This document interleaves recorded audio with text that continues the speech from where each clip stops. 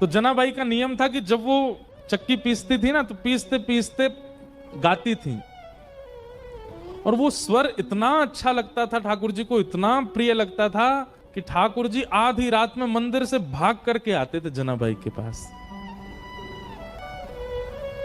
और ठाकुर जी बैठ करके सुनते थे। जनाबाई चक्की पीसती थी,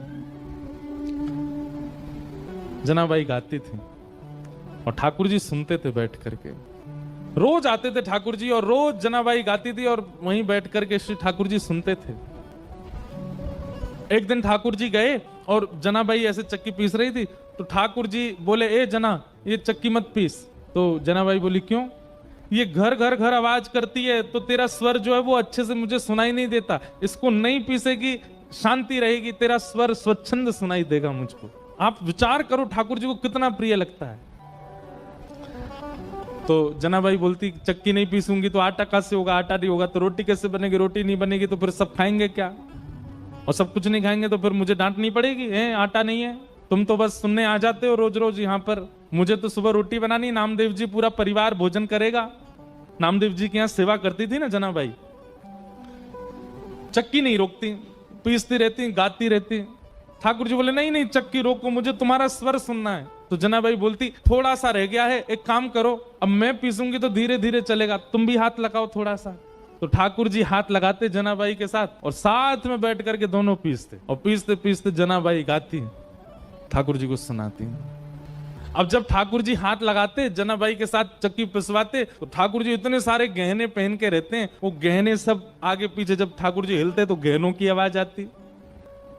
जनाबाई बोलती, अब मेरी चक्की परेशान नहीं कर रही, तुम्हारे गहने परेशान कर रहे हैं। तो ठाकुर जी अपने सारे आभूषण उतार करके किनारे धर देते कि जनाबाई का स्वर मैं सुनता रहूं, इस स्वर के बीच में कोई और बाधा नहीं आवे।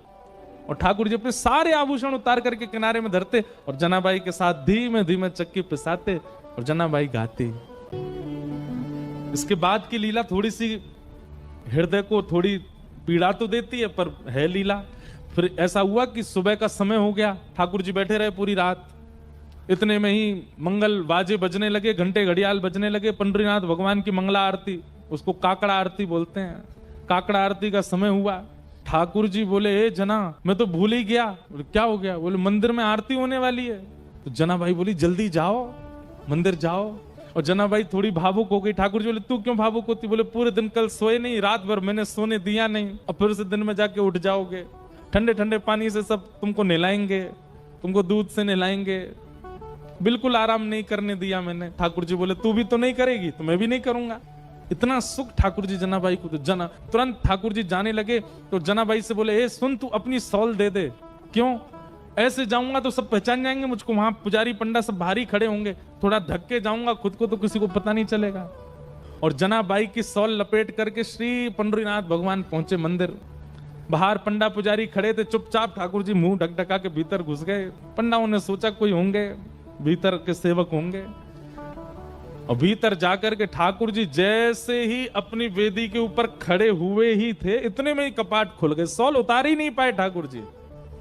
और ऐसे जैसे खड़े भये, कपाट खुले, सब लोग जय जयकार करने लगे, पंडरीनाथ भगवान की जय, रुक्मणीनाथ भगवान की जय।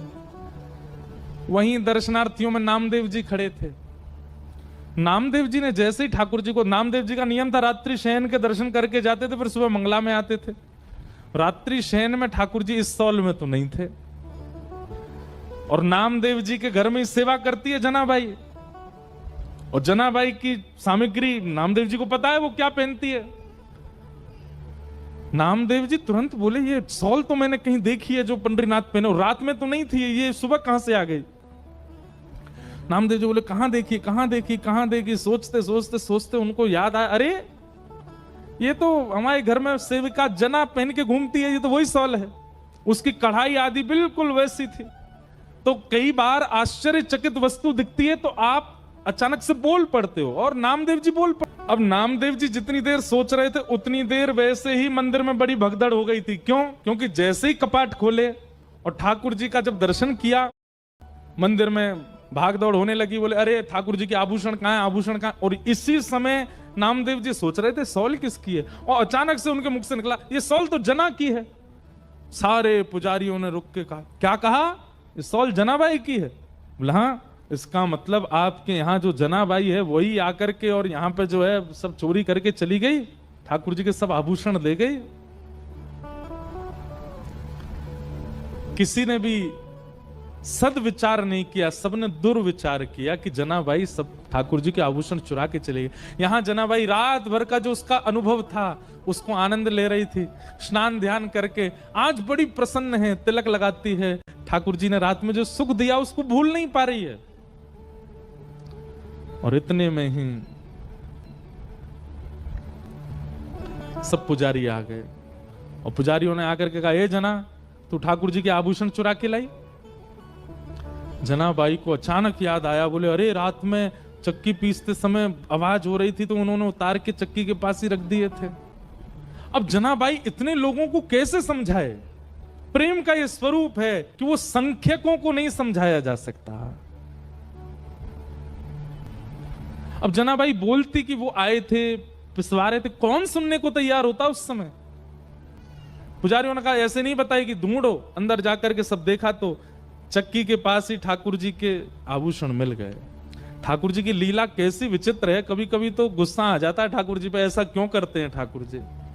खुद ही छोड़ के गए सारे आभूषण।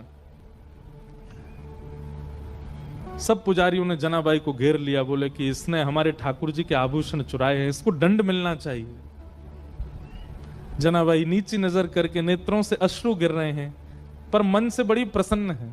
वाह पांडुरंगा, बड़े नटखट हो, रात में लीला करते हो, सुख देते हो, प्रेम करते हो और फिर सुबह ऐसे सबके बीच में आरोप लगवा रहे हो।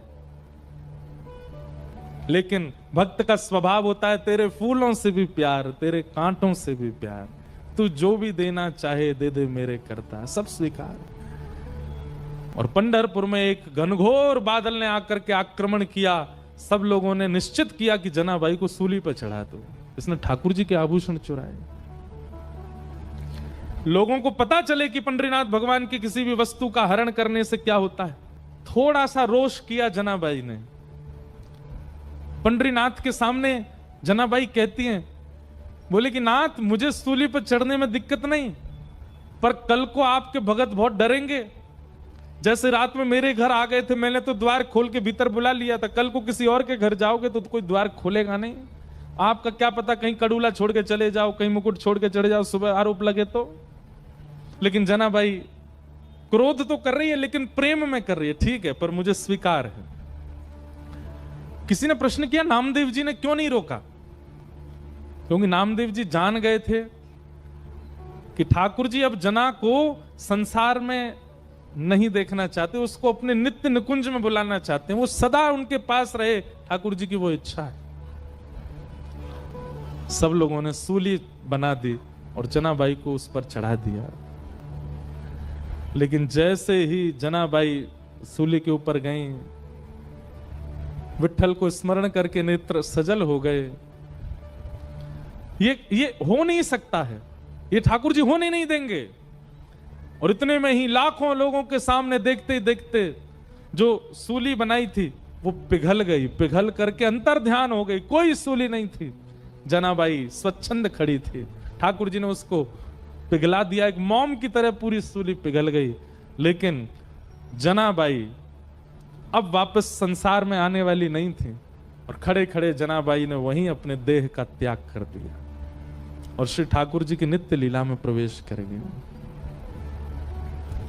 आज भी जनाबाई का गोपालपुर गांव है पंढरपुर के पास, वहां सब व्यवस्थित है।